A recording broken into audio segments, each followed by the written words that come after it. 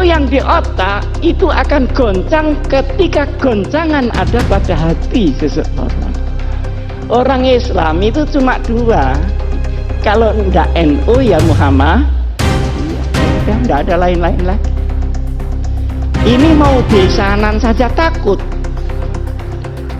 tidak mendapat barokah. Dan ternyata membuat pinter anak yang sudah benar itu lebih mudah daripada membuat anak yang sudah kadung pinter tapi belum. Materi itu penting, tapi begitu cara membawakannya keliru. Jangan lupa berpikiran bebas itu setelah berpengetahuan.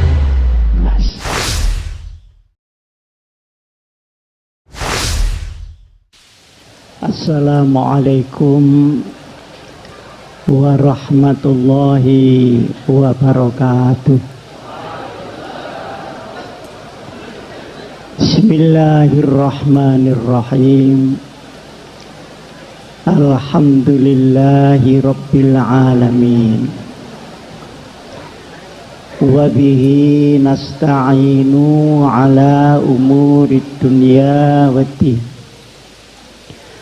Wassalatu wassalamu ala asyrafil mursalin Sayyidina wa maulana wa syafi'ina wa uswatina wa habibina wa qurrati a'yunina Muhammadin sallallahu alaihi wasallam wa ala alihi wa sahbihi ila yaumil qiyam. Rabbana atina min ladunka rahmah wa hayyi' lana min amrina rasyada. Hadratul mukhtaramin, ashabal fadilah, para alim ulama yang rawuh di dalam majelis yang mubarak ini.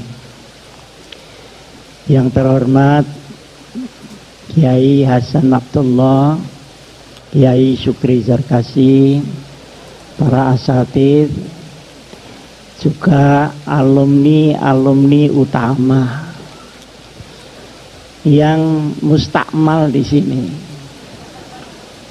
Ada Pak Fakhir, ada Pak Din Samsudin, ada Pak Hidayat Nur Wahid, dan banyak sekali. Kalau saya sebut satu persatu, semakin banyak disebut, semakin banyak yang ketinggalan. Para alumni, para santri, hadirin, hadirat yang saya muliakan. Saya ini merasa digelangsar oleh Kiai Hasan Abdullah. Kemarin saya sudah ngisi, kok sekarang disuruh ngisi lagi.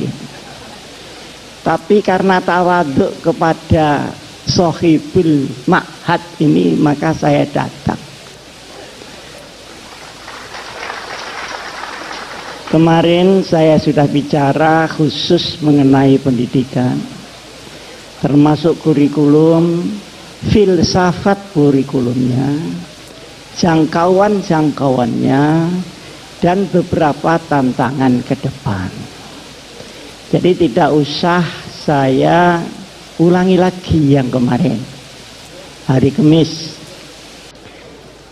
saya akan melanjutkan, yakni bagaimana cara membawakan ilmu-ilmu dan hasil didikan serta latihan yang ada di pondok ini, di pondok modern kita, untuk disajikan ke masyarakat, ke umat, dan ke negara.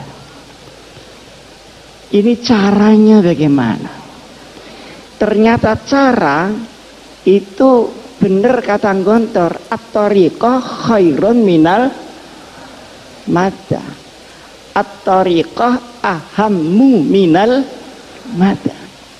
Materi itu penting, tapi begitu cara membawakannya keliru, maka dia akan gagal. Bukan karena materinya, tapi akan gagal karena caranya. Di sini disebutkan budi luhur, sudah maklum itu. Berbadan sehat yang sudah dipakai diplomasi oleh Pak Fakhir, berpengetahuan luas dan berpikiran bebas. Jangan lupa berpikiran bebas itu setelah berpengetahuan luas. Karena kalau berpikiran bebas belum berpengetahuan luas, maka kebebasan itu dia akan menghilangkan mas'uliyatul ilm, pertanggungjawaban ilmu. Karena al-ilmu syai'un wa mas'uliyatil ilm syai'un akhar. Ilmu adalah sesuatu, tetapi tanggung jawab menggunakan ilmu ini masalah bukan ilmiah, tapi hidayah dari Allah Subhanahu wa ta'ala. Hari ini di Indonesia insya Allah tidak kurang orang pintar. Yang kurang itu orang benar, Pak Sani. Puluhan ribu setiap tahun universitas mengeluarkan S1, S2, S3. Tapi keadaan kita masih seperti ini juga. Dan ternyata membuat pinter anak yang sudah benar itu lebih mudah daripada membuat anak yang sudah kadung pinter tapi belum benar. Hari ini banyak ilmu yang manfaat, Allahumma amin. Tapi banyak ilmu yang mubazir. Ilmunya tinggi tapi tidak terasa gunanya itu di mana. Saya punya teman doktor, Pak Din. Dokter itu kan sudah paling tinggi, atasnya lagi sudah kopiah sudah. Wah, kalau di universitas dia ditakuti karena killer ya, Pak. Tapi kalau pulang itu dimarahi istrinya, itu bisa bodoh mendadak dia. Ini rupanya pengalamannya Pak Khalil. Nah, ternyata ini guyon, tapi betulan. Ilmu yang di otak itu akan goncang ketika goncangan ada pada hati seseorang. Berarti yang tepuk tangan ini berpengalaman pada bidang masing-masing. Pak Din ini hebat, ketua Muhammadiyah, tapi di hadapan anaknya mentua nanti dulu. Itu ada resepnya tersendiri. Nah, ini kok terlambat ketawanya gimana? Apa bahasa Indonesianya kurang paham kira-kira? Para hadirin hadirat yang saya muliakan. Dan ada juga orang punya ilmu tapi dia berbuat jahat dengan ilmunya. Banyak hakim diadili. Ada jaksa kok dituntut. Ada polisi kok disidik. Lu ada hansip itu ditangkap. Ada satpam diamankan. Pasti bukan karena ilmu, tapi karena mas'uliyatul ilm. Nah, di Gontor ini diberi mas'uliyah dan diberi ilmu. Tetapi ilmu yang diberikan itu berkali-kali disampaikan oleh Pak Zar, oleh Pak Sahal. Kamu pulang saya hanya bekali kuncinya ilmu, belum ilmunya itu sendiri. Memang iya, yang diajarkan bahasa Arab ini baru alat untuk mencari sesuatu yang lain. Diajari fikih ya cuma fikul madzhab sama fikih ahli sunnah wal jamaah itu. Untuk bekal ibadah mau pingin lebih tinggi pakai kunci itu. Yang kemarin saya sampaikan menarik adalah di Gontor mulai diajari pemikiran qauli menjadi pemikiran manhaji di dalam syariat Nabi besar Muhammad sallallahu alaihi wasallam. Itu juga kunci untuk kamu membuka sekian banyak hal-hal yang berserakan di dunia ini. Jadi kalau keluar dari gontor terus diem, itu berarti dia mbak kunci saja kemana. Mesti mungkin dia mau jual kunci atau tukang. Apa ada di antara yang tepuk tangan ini buka warung kunci palsu? Jadi kuncinya harus segera cari lemari. Ketika itu Pak Zarkasi belum membayangkan ada Universitas Darussalam. Jadi ngitungnya anak kelas 6 berarti aliyah selesai. Belum sampai jamiah, belum sampai memikirkan doktor, belum sampai memikirkan magister. Tapi kunci berkali-kali disampaikan. Nah, kunci ini lemarinya adalah pendidikan yang lebih tinggi, tapi gudangnya adalah masyarakat. Keilmuan itu bagian dari kehidupan, bukan kehidupan itu yang bagian dari keilmuan. Buktinya tadi ada dokter yang hilang nyalinya karena disentak oleh bojonya masing-masing. Ini supaya dicatat menjadi mahfuzat.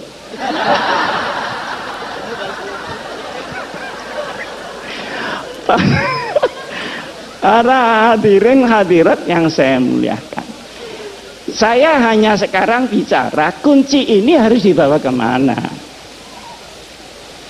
Pertama, mencari ilmu yang tersimpan dan baru bisa dibuka dengan kunci.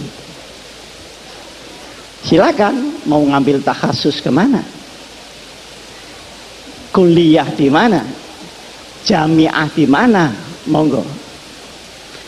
Nah, tetapi dari sekian banyak referensi yang dibuka oleh anak gontor yang sudah membawa kunci, hendaknya diuji kebenarannya di dalam perkembangan masyarakat. Masyarakat adalah alat uji yang paling muktabar di dalam pengembangan keilmuan itu. Jangan marah-marah kepada masyarakat karena ilmunya tidak dimengerti oleh masyarakat. Saya kan termasuk anggota ITSMI, anggota bagian wingking, bagian belakang. Saya ingin menyampaikan, ini orang pinter-pinter. Jangan ngelupuk podo pintere.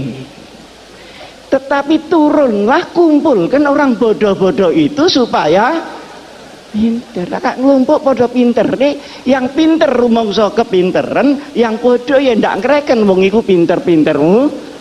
Oke. Nah, ini yang dimaksud oleh Trimurti menurut pandangan saya, segera menyelam di masyarakat untuk menguji kecanggihan daripada ilmu kita masing-masing. Nah, masyarakat kita sekarang ini berbeda dengan masyarakat pada waktu masih sugengnya Trimurti. Pada waktu saya masih mondok di sini, keadaan masyarakat itu sederhana. Orang Islam itu cuma dua, kalau ndak NU ya Muhammad, ya sudah, ndak ada lain-lain lagi. Ini mau besanan saja takut tidak mendapat barokah dari masing-masing pemimpinnya. Selisih sedikit ribut. Yang satu kunut, yang satu tidak kunut, ribut. Padahal di kitabnya orang NU ada kunutnya dan ada tidak kunutnya. Tapi karena dia terkooptasi oleh golongan, ribut kalau ndak kunut itu begini-begini. Alhamdulillah sekarang ini sudah tidak ribut karena sudah tidak sholat subuh.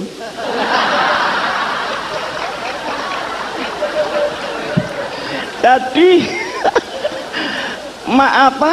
problemnya sudah kelewat. Dulu Pak Den waktu saya masih habis dari Gontor pulang, beda hari raya itu berkelahi Pak. Takut ini puasanya dosa segala macam. Padahal yang selisih Muhammadiyah sama NU ini kan cuman tanggalnya, kan bukan hari rayanya. Bener apa enggak? Betul. Nah, kalau dibetulkan pengasuh sahih sudah. Yang beda itu tanggalnya. Kalau sholatnya ya itu Allahu Akbar sekian kali takbirnya ya sama. Loh kenapa tanggalnya kok enggak sama? Ngitungnya enggak sama. Kalau NU itu harus kelihatan tanggalnya dan itu perlu 2 derajat di atas ufuk. Muhammadiyah pokok sudah istimewa selesai lah. Ada apa mesti diinceng itu? Apa tamu dia? Lah yang nginceng ini ya enggak mau disalahkan. Karena Rasulullah Shallallahu Alaihi Wasallam itu nginceng. Sampai saya ketika itu Pak Din belum jadi ketua Muhammadiyah. Jadi ketika itu ketua Muhammadiyahnya Pak Syafi'i Ma'rif. Saya diundang oleh Pak Yusuf Kala, marah-marah Pak Yusuf Kala ini gimana NU sama Muhammadiyah, masa enggak bisa jadi satu hari rayanya itu? Repot masyarakat kalau begini. Saya tanya, caranya bagaimana Pak? Ya kompromi lah. Caranya, dengan Pak Den ya, maaf, dengan Pak Den. Katanya Pak JK, bagaimana kalau Muhammadiyah turun 1 derajat? NU-nya naik 1 derajat. Oh, kalau begitu langsung cash and carry saja. Ini fikihnya pedagang ini di sini.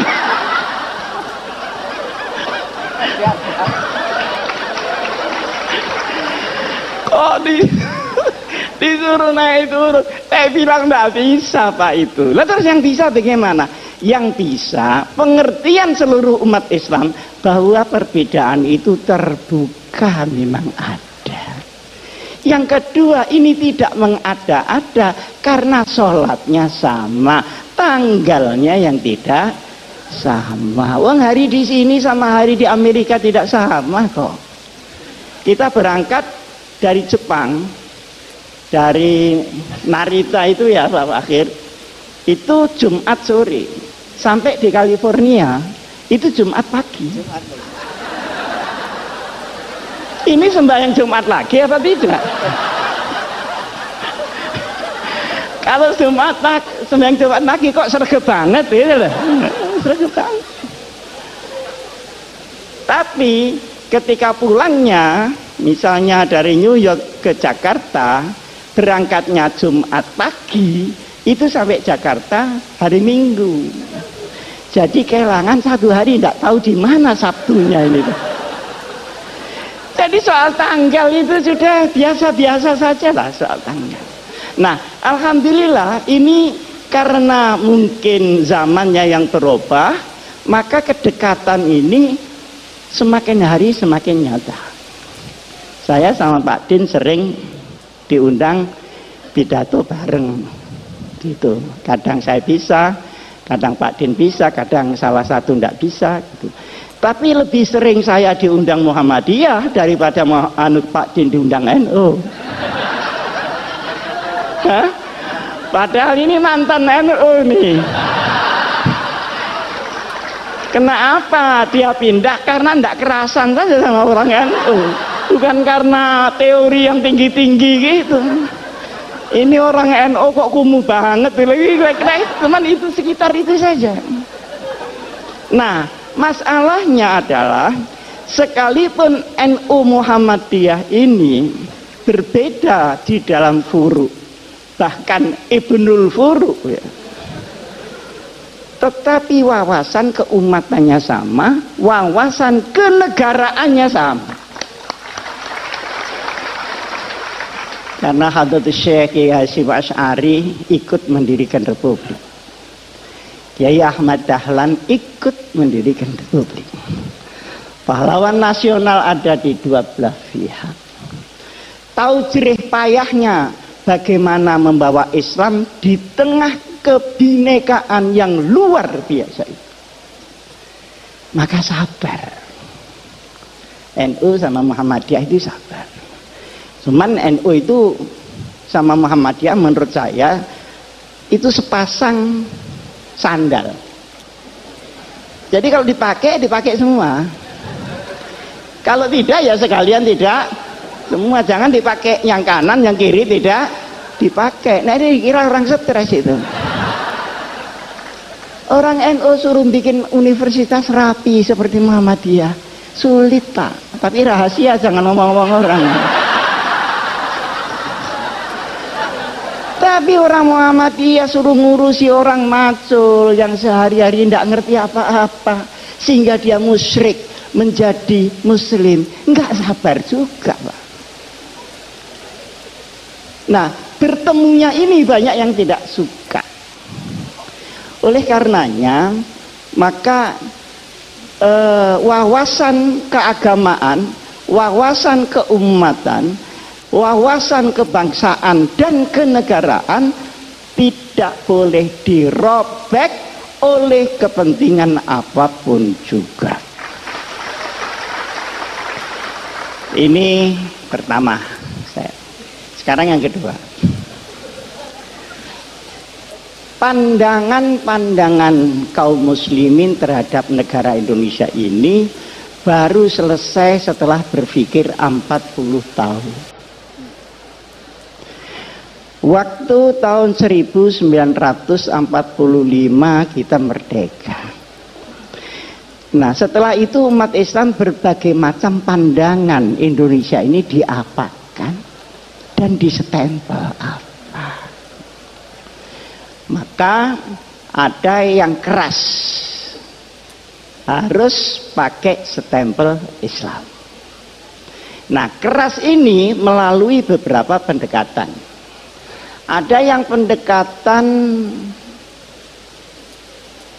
militer, kemudian lahir DI, TII. Ada yang pakai pendekatan militer dan politik, PRRI dan Permesta. Disaingi oleh kelompok-kelompok orang yang tidak suka agama, orang ateis. 48 pemberontakan komunis yang dipimpin oleh Uni Soviet dan pemberontakan 65 yang dipimpin oleh RRC. Saya tidak tahu ini akan ada pemberontakan lagi apa tidak. Nah, masalahnya selanjutnya yang saya maksud begini. Setelah pendekatan militer gagal, dicobalah, ini kok diem saja ada apa? Mendengarkan teman-teman? Setelah pendekatan militer gagal, dicoba melalui pendekatan konstitusional. Maka seluruh wakil-wakil umat Islam bergerak di konstituante. Bagaimana supaya negara ini ditetapkan berdasarkan apa? Bentuknya seperti apa? Ada yang minta Pancasila tetap, ada yang minta Islam, dan ada yang minta sosiodemokrasi. Ribet di situ tidak putus. Artinya dengan pendekatan politik pun juga mentok. Karena ini mentok dan tidak bisa berhasil, maka diambil alih oleh Bung Karno tahun 59 kembali ke Undang-Undang Dasar 45. Nah, setelah kembali ke Undang-Undang Dasar 45 ini, kemudian tahun 55 kemarin ada pemilu tetapi kemudian tidak menghasilkan apa-apa, baru ada pemilu lagi tahun 71. Tahun 71 orang Islam semua jadi satu, Pak. Yang Pak Idham, yang Pak Muhammad Nasir, yang Pak Kasman Singotimojo, yang Pak Nurholis Maju, yang Gus Dur, semua bersatu membela satu partai bersama, namanya Partai Persatuan. Sampai dengan tahun 82 berhasil utuh, tapi setelah itu mulai retak-retak. Maka sekarang P3 yang dulu dimodali dengan darah dan air mata, per hari ini masih layamutu wala ya. Mudah-mudahan qad aflaha man tazakka. Nah, ini perjalanan. Dari sini ulama-ulama itu berpikir, ini kenapa ya? Di sini kok enggak pas. Ternyata kesimpulannya, Islam di Indonesia seperti tadi yang disampaikan oleh Pak Fakhir itu benar. Islam dalam peradaban belum tentu Islam dalam formalistik. Di sini masalah yang timbul. Nah, akhirnya ketika diformalkan menjadi banyak tentangan dari kelompok umat Islam sendiri. Disinilah maka kemudian dikaji sampai dengan tahun 1983. Berkumpullah ulama-ulama ketika itu di Jawa Timur dan tempatnya di Sukoharjo, di pondoknya Kiai As'ad, ngumpul semua. Cari jalan supaya selamat, sudah tidak ada goncangan-goncangan lagi, ini bagaimana? Akhirnya ditetapkanlah bahwa untuk urusan ideologi negara ditetapkan oleh mayoritas bangsa yang namanya Pancasila, kemudian akidah kita tetap Islam sesuai dengan keyakinan kepada Allah Subhanahu wa ta'ala. Ini baru selesai tahun 84. Pendekarnya ketika itu mungkin banyak orang tidak tahu. Pendekarnya adalah seorang ulama namanya Kiai Haji Ahmad Siddiq. Beliau putra dari Kiai Siddiq. Kiai Siddiq itu asal dari Lasem. Kemudian karena kalah berdebat nahwu, malu pindah ke Jember. Jadi dulu berdebat kalah itu malu. Nah sekarang sudah kalah berkali-kali, alhamdulillah tidak ada malunya sama sekali. Pergi ke Jember. Saya tahun 83, ini belum pernah saya ceritakan di sini. Tapi mumpung ini ada waktu dan saya juga sudah menjelang tua, ada perlunya saya sampaikan. Saya tanya beliau, Kiai, ini penempatan negara dengan ideologi sendiri dan Islam sebagai umat Islam ini politis apa ijtihadi? Jawabnya beliau, ini ijtihadi, bukan politis, dan silahkan pakai untuk selamanya. Nah, karena saya tidak puas, saya tanya, dasarnya apa Kiai? Kemarin saya sudah menyampaikan ke Pak Hasan, kalau setelah saya di kantor memang ngaji pindah-pindah begitu, sana 3 bulan, sana 3 bulan, termasuk ngaji di Kiai Ahmad Siddiq. Dibukakanlah oleh Kiai Ahmad Siddiq Mitsaqul Madinah, perjanjian Madinah. Iki sing bahasa Jawa. Iki si sadurunge kowe takon waca dhisik iki. Mitsaqul Madinah. Pada tahun kedua dari hijrah Nabi besar Muhammad sallallahu alaihi wasallam. Nah, setelah saya baca, ya saya bisalah baca, wong lulusan Gontor masa ndak bisa bahasa Arab. Bisa saya baca.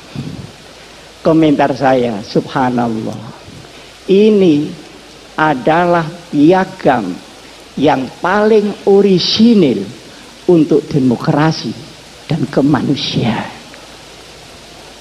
The original conception about humanity and democracy. Luar biasa ini. Ketika itu saya membaca, tidak saya apalkan karena memang bukan mahfudhot, tapi saya masih ingat poin-poinnya. Poin yang pertama, ukhuwah bainal muslimin. Oh, kenapa ya kok tidak ukhuwah Islamiyah ya? Ternyata kalau Islamiyah itu mesti ukhuwah Pak Fakhir. Yang ruwet ini kan musliminnya. Khutbahnya wa'tasimu, keluar masjid watafar. Di dalam kita wiridan, di keluar kita ganti sandal baru, kan begitu. Jadi yang ruwet ini musliminnya. Di situ diterangkan untuk urusan-urusan yang furu'iyah sudahlah na'amaluna walakum malu. Untuk yang usul ini kalau ada perbedaan harus dibicarakan di antara para ulama. Jangan dibicarakan di antara di luar para ulama. Nah sekarang enggak. Ada anak Ansor sama pemuda Muhammadiyah ribut soal tahlil. Ini nyampe apa enggak ke yang mati? Kata Ansornya nyampe. Loh buktinya? Karena setiap kiriman enggak pernah kembali. Loh ini ngomong apa?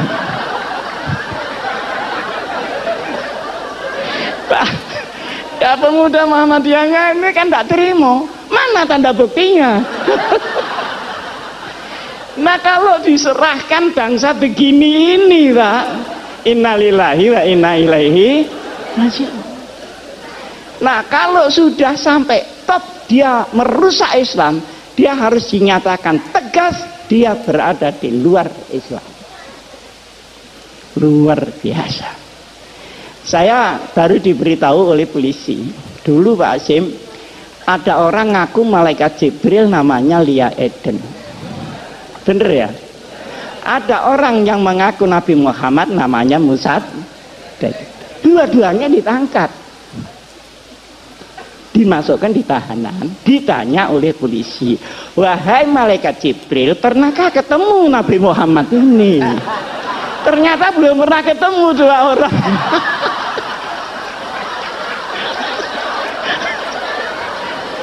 Lah kalau sudah sampai ini Pak, ya sudah harus tegas, tidak usah ragu-ragu. Saya juga menyampaikan sama Al-Mukarram Bapak Menteri Agama, sudah jangan ragu, katakan itu bukan Islam. Kenapa ragu? Tapi ini jangan cuma ditepuk tangan itu. Maksud saya yang lain-lain itu ikut mendorong lah, supaya ada pride. Karena yang menghadang pun juga sangat banyak. Yang kedua, ukhuwah bainal adyan. Mana yang bisa dikerjasamakan dengan luar Islam, mana yang tidak. Itu jelas sekali. Sehingga rahmatan lil alamin memang melampaui rahmatan lil muslimin. Urusan yang tidak syariah sudah, bikin got bareng bangunan tidak apa-apa. Tapi kalau urusan yang syara, yang akidah, ya lakum dinukum, balik itu ada tuntunannya Pak. Dan itu disusun langsung Rasulullah Shallallahu Alaihi Wasallam. Nah sekarang ini kalau benci kelewat benci, tidak membedakan mana asyaduhum adawatan atau akrobahum mawaddatan, zimmi dan harbi disamakan. Tapi kalau sudah kadung kepingin demokrasi, tahlilan di gereja, itu kurang tempat apa bagaimana? Seperti orang Kristen, tidak usah lah disuruh Jumatan, nanti sandalnya hilang. Saya kan sering dicemooh sama orang Kristen. Gimana orang Islam itu? Uang ibadah kok sandalnya hilang? Ya mesti saja karena sandalnya tidak dipakai. Nah sampeyan sepatunya dipakai. Jadi yang hilang ya tidak sepatunya, tapi sepeda motornya yang di luar itu yang hilang. Jadi yang seperti disampaikan oleh Pak din tadi sajalah al-hanifiyatus samhah, itu pas sudah itu. Ini jangan diumek-umek lagi gitu maksud saya. Nah, kemudian yang menarik lagi, untuk qabilah-qabilah di luar hukum syariat dipersilahkan untuk menggunakan kebiasaannya masing-masing. Ini saya belajar usul fikih di sini juga begitu Pak Hasan. Mabhadi awaliyah itu belum mabhadi akhiriyah loh, masih mabhadi awaliyah, tetap kunci. Karena itu digawa diintil-intil tak garap apa-apa kunci. Bab mabhadi awaliyah. Di situ kan ada al-aqdah muhakkamah. Tapi yang muhakkamah yang bagaimana? Tentu yang tidak khilafis syar'i. Ma warada fi syar'i mutlaqan wala dhabita lahu wala fil lughah yurja'u ilal 'urf. Berarti ada status di dalam adat sepanjang dia menjadi al-'urf yang tidak muta'arif. Ini kan sangat jelas. Nah, sekarang ini semua diubah, yang lunak terlalu lunak, yang keras kekerasan. Semua yang lain dirinya dibilang kafir, masuk neraka, semua masuk neraka, surganya cuma dia aja. Lu kok tidak takut masuk surga sendirian? Yang arduhas samawati wal, gini-gini ini bagaimana? Nah, ada lagi yang kita merasa bahwa itu bukan Islam, seringkali ya, tetapi sesungguhnya itu pilar di dalam Islam, adalah kepastian hukum. Innallaha ya'murukum an tu'addul amanati ila ahliha. Tu'addul amanati ini untuk Pak Hidayat Nur Wahid, untuk politisi-politisi, supaya membawa amanat rakyat.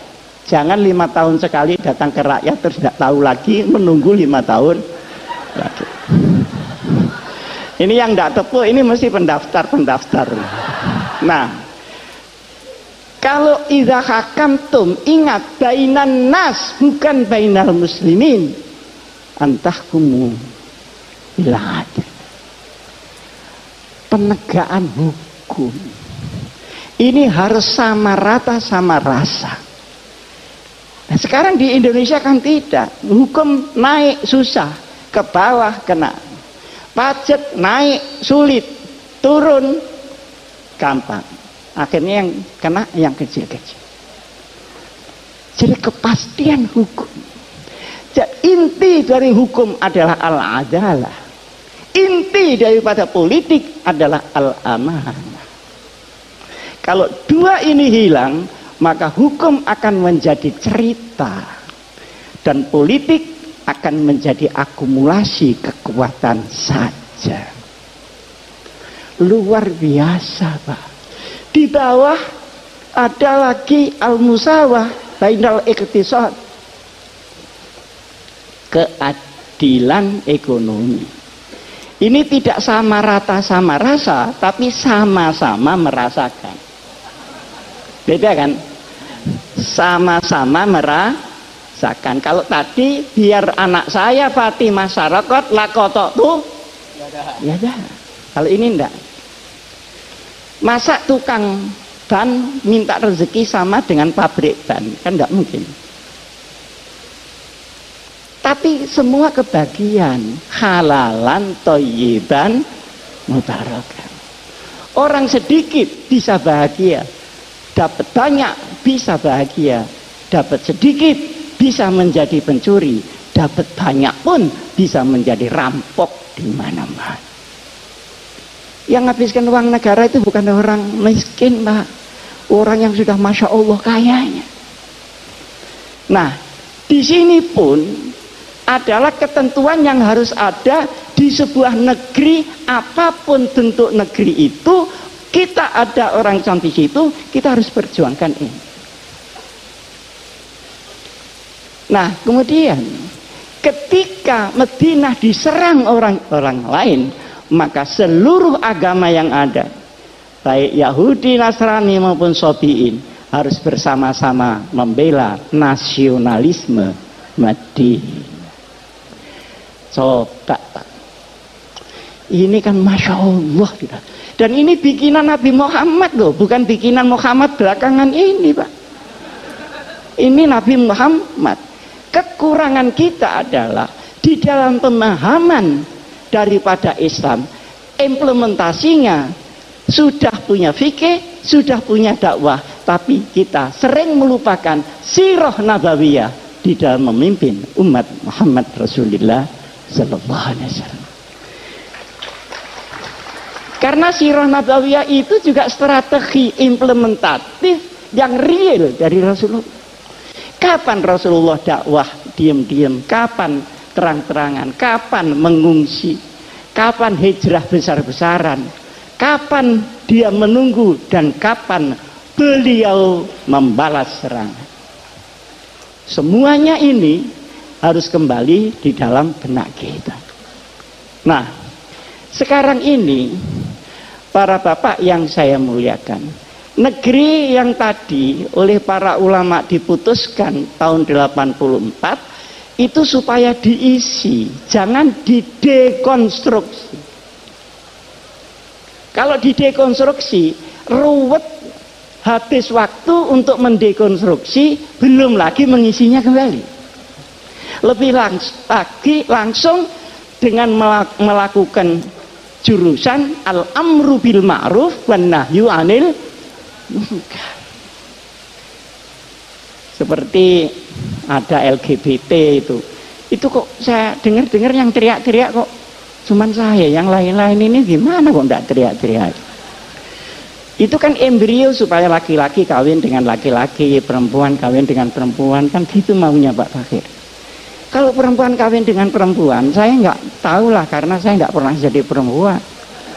Tapi kalau laki-laki kawin dengan laki-laki, itu mau olahraga atau mau kawin? Digempur saja.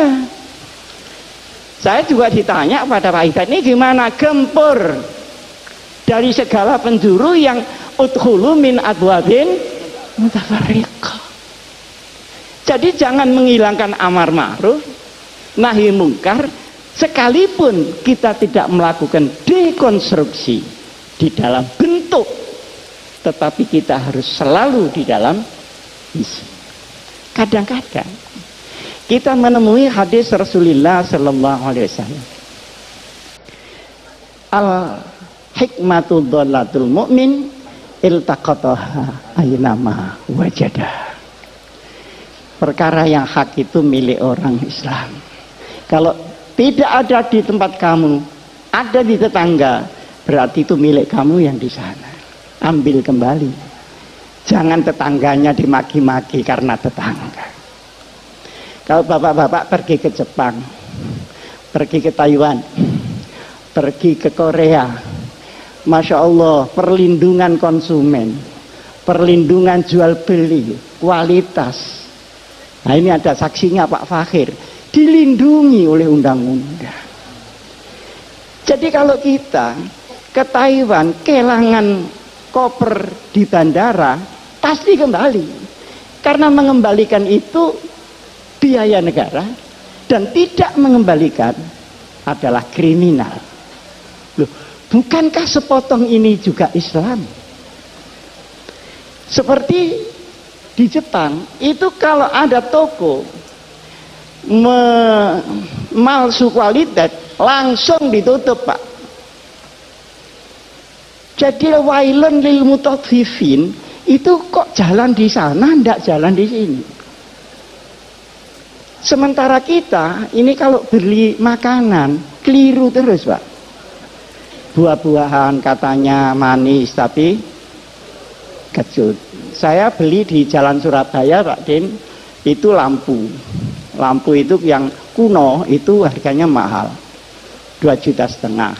Kalau yang baru itu cuma 650. Saya bilang saya minta kuno Pak. Oh iya Pak Ji, ini tinggal satu yang kuno. Setelah diberikan saya ternyata baru kan kelihatan baru cetakan itu. Loh Pak, ini baru Pak, bukan kuno. Aduh, sampean nih kok rewel. Sampean biarkan saja, lama-lama kuno sendiri. Mati.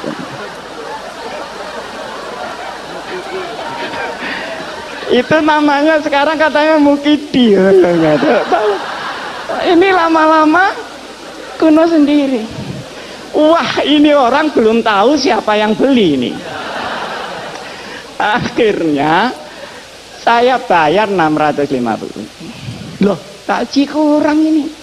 Ya kurangnya nanti kalau sudah kuno.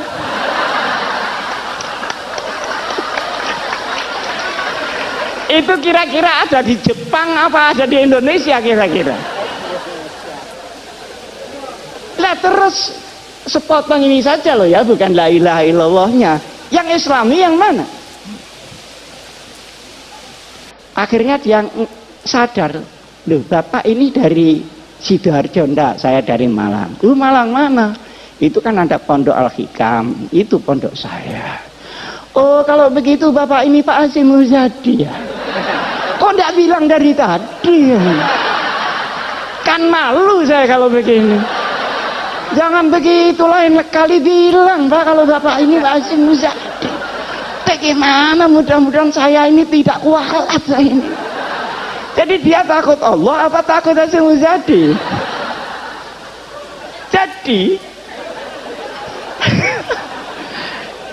Jadi akhirnya saya itu mikir, ini kenapa ya begini?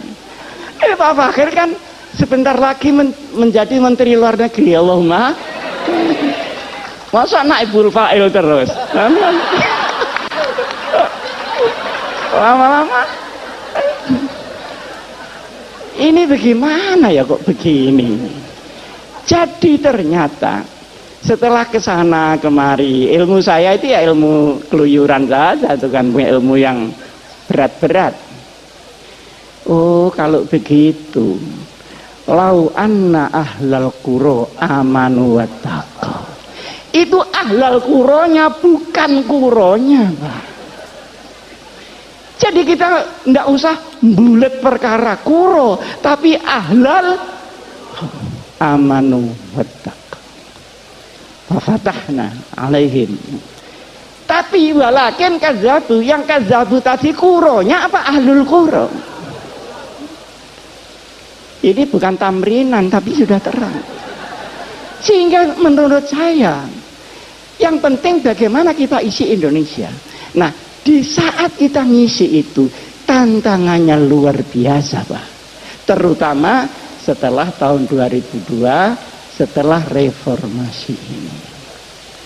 Seluruh ideologi yang baru-baru masuk, baik di kalangan kaum muslimin maupun yang dari barat maupun yang dari timur, semuanya masuk, sementara kita sedang diancam oleh regenerasi yang sudah 100 tahun ini. Indonesia akan ganti penduduk baru. Mereka anak kita atau anak zamannya.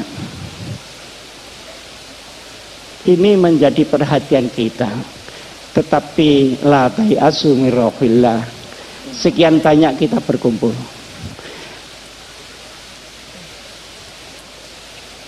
Hum ya'lamuna kama ta'lamun wa tarjuna minallahi ma la yarju.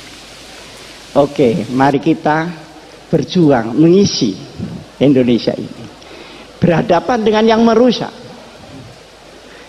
Tetapi yakinlah kalau mereka sakit, kita pun sakit. Tapi kita punya Allah, mereka belum tentu mempunyai Allah Subhanahu wa taala. Aqulu qouli hadza wa astaghfirullah li wa lakum. Wassalamualaikum warahmatullahi wabarakatuh.